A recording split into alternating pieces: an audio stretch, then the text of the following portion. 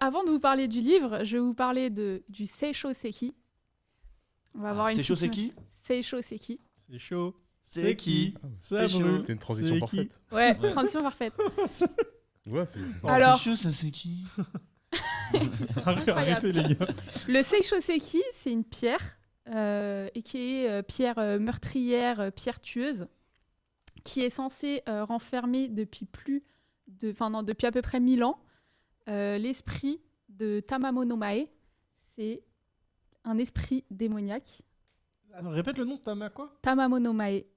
C'est le nom de l'esprit, et en fait, c'est censé être un renard à 9 queues.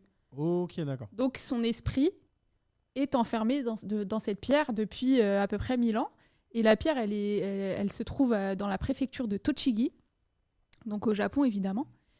Et c'est quelque chose que tu peux aller voir. Les touristes, quand ils passent par là, ils vont voir. Et apparemment, si tu touches la pierre, ça te tue, quoi. Et Tu meurs. Et bah, ce qu'il faut savoir, c'est qu'il y a 2 jours, il s'est passé un truc. La pierre s'est cassée. C'est chaud ça. Oh, c'est chaud, mais c'est qui a fait ça du coup? Et ben, Ouais, je pense que ça s'est fait tout seul. c'est dû à l'érosion, mais ça n'a pas Parce que sur empêché. celle d'avant, on voit déjà, il y a C'est une ce qu'ils veulent te fissure. faire croire. Voilà, en Ouais, gros, c'est dû à ouais. l'érosion, etc. Bah, ça fait quand même super longtemps que la pierre est là. Oh, je suis Mais choqué. ça n'a pas empêché de déchaîner les superstitions. Surtout que là-bas, ils sont grave superstitieux, non? Bah, c'est ça. Et en gros, là, Sinon, comme je dis, c'est... il y a un démon renard à 9 queues Voilà. qui Il se se balade. balade. Donc c'est pour teaser un prochain live Naruto, peut-être. C'est un coup de pub. Ça Imagine. serait pas mal, hein, un coup de pub.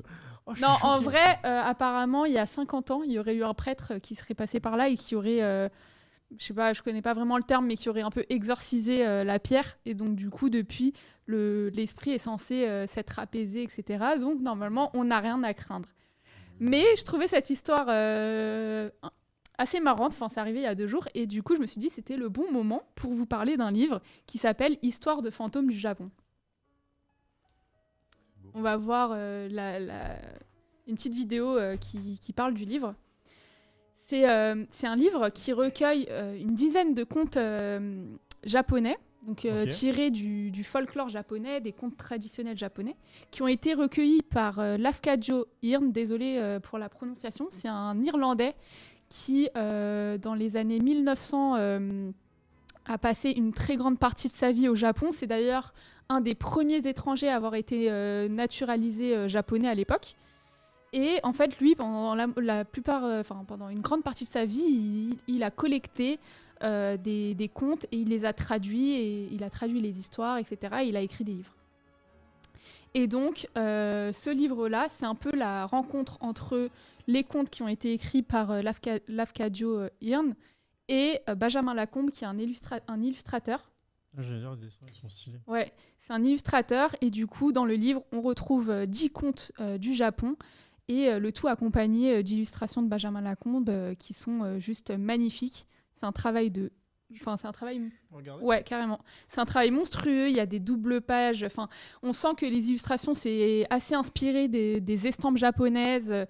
Et surtout, on sent qu'il s'est vraiment imprégné des textes, des contes pour illustrer et accompagner les textes. Et le livre est juste trop, trop, trop beau. Les contes, ils sont incroyables. Je montre en même temps. Ouais, C'est pas mal, hein? c'est vraiment, vraiment beau. Venez, les gars. Hop. Il a l'air Et fragile. donc, c'est 10 contes, et c'est des contes qui parlent un peu de l'au-delà, des fantômes, etc. Mais pas les fantômes comme nous, on peut les... Enfin, ils sont pas traités de la même manière que nous, on les traite en Occident. De manière bienveillante ou de manière... Non, c'est pas tant sur la bienveillance, mais tu vois, nous, on a vraiment... Enfin, pour nous, un fantôme, c'est une sorte d'ombre un peu qui une sorte d'esprit qui passe dans l'au-delà, etc. Là, il y a vraiment... tu vois, ça parle un peu de réincarnation, etc., etc. Et c'est vraiment, vraiment intéressant. En tout cas, si vous êtes fan de mythologie japonaise, un peu de folklore On est japonais, plus je vous dans, conseille. dans le yokai, alors? On Un est- petit peu? On est un peu dans le yokai. Ouais. Et voilà, si vous êtes fan, je vous conseille vraiment d'acheter ce livre, de lire les contes et de regarder les illustrations qui sont juste trop, trop belles. Tu me le prêtes? Vas-y. Je te prête le look back, tu me le prêtes? Ok. Par contre, attention. attention. N'est pas la même, hein. Ouais, par contre, attention, on n'abîme rien, on corne pas les pages. et tout. Hein. Non, bien sûr, bien sûr. En tout cas, là, vous le voyez pas. Johan, il va peut-être vous le montrer à la caméra. Mais en fait, la cover, elle est vraiment stylée parce que du coup, il y a des espèces d'effets de brillance et tout. C'est vraiment beau. Et en fait, à chaque chapitre, chaque début de chapitre est présenté. Il y a le nom du conte en français et le nom en japonais. Et tout ça dans un petit. Comment dire ? Une petite. J'ai pas les mots. Ah, je perds mes mots. Comment on appelle ça ? Il faudrait vérifier, mais il me semble que chez Soleil, ça c'est la gamme Métamorphose, et ils ont leur bouquin de cette gamme-là, elle est toujours super quali. Ouais. Il y a toujours du tissu, sur la cover et tout.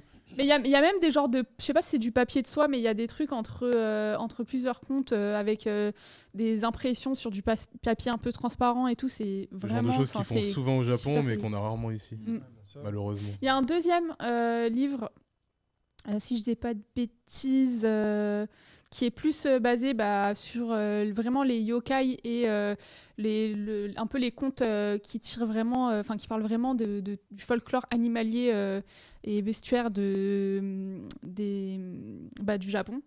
Et c'est la même collection et il me semble que c'est le même illustrateur et c'est juste trop bien.